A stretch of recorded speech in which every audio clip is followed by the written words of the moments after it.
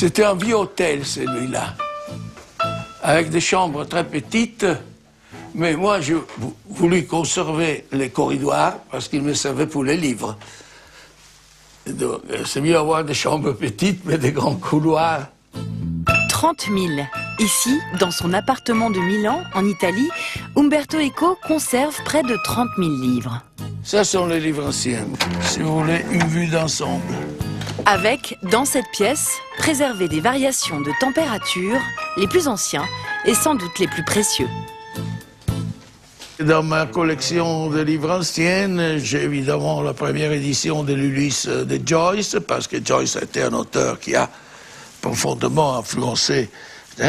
J'ai la première édition de À rebours de Huysmans, parce qu'entre 17 et 18 ans, ce livre m'avait fasciné énormément. Un livre de ma jeunesse était le Cyrano de Bergerac. Voilà aussi la première édition. J'avais lu à 12 ans, elle m'avait troublé beaucoup. Ici, en Italie, on l'appelle Il Professore. Hommage à un esprit érudit, professeur à l'université, auteur de nombreux essais qui ont fait date, notamment dans sa discipline de prédilection, la sémiotique. À 48 ans, au début des années 80, Umberto Eco publie son premier roman, Le nom de la rose. Succès mondial vendu à 30 millions d'exemplaires. Depuis, il a publié 6 romans. Et c'est ici, dans cette pièce, qu'il fait à chaque fois ses longues recherches. Le grand plaisir, c'est la préparation de l'écriture. C'est pour ça que tous les autres romans ont pris 6 ans et les pendules 8 ans. Ça, c'est le moment de la recherche, de la découverte, du plaisir secret. Presque onaniste, personne ne sait qu'est-ce que vous êtes en train de faire. Après, l'écriture finale, d'habitude, je l'ai fait à la campagne parce que je me sens plus à mon aise, plus de silence. On peut travailler la nuit avec seulement des chiens qui aboient dans la vallée. Et voilà. Umberto Eco publie son 7e roman, numéro 0. Court, contemporain, il se déroule à Milan, au début des années 90, dans une atmosphère secrète, propice aux théories du complot.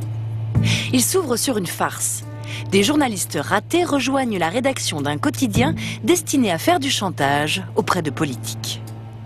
Dans tous mes livres, j'ai toujours essayé d'adapter le style, le langage au sujet et à l'époque. Donc, Le nom de la rose était écrit avec le style du chroniqueur médiéval, très plat.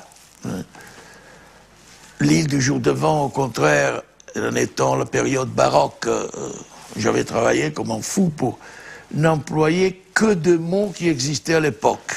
Et donc, pourquoi le numéro 0 est très rapide? Parce que c'est le style journaliste. Tac, tac, tac, tac. En effet, j'ai dit que tous mes romans précédents, c'était comme des symphonies de Mahler, et celui-là, c'était une pièce de Charlie Parker.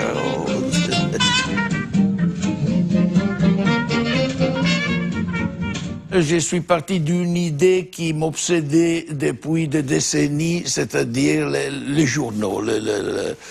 J'avais écrit beaucoup d'essais sur, disons, les vices et les vertus de la presse. Et un autre élément qui a toujours habité mes romans est le problème du complot. Donc, en parlant du mauvais journalisme, je ne pouvais pas éviter de parler du journalisme du complot.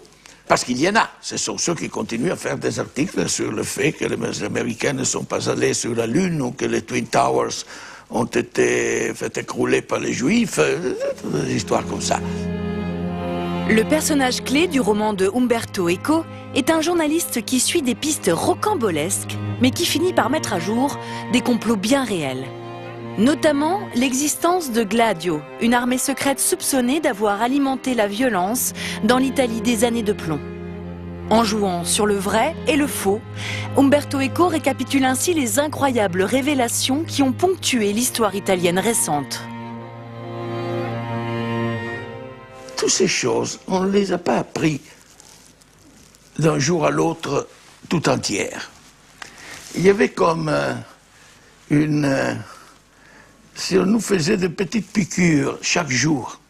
Donc il n'y a jamais eu le scandale éclatant, mais une espèce de distribution, je crois, raisonnée des nouvelles telles qu'il ne pouvait pas troubler trop l'opinion publique. Pour un philosophe, c'est fondamental la question de la vérité. Mais puisqu'il est très difficile d'établir si quelque chose est vrai, mais il est plus facile d'établir si quelque chose est faux. Et alors le faux, c'est une façon de s'approcher à la vérité. La découverte de faux.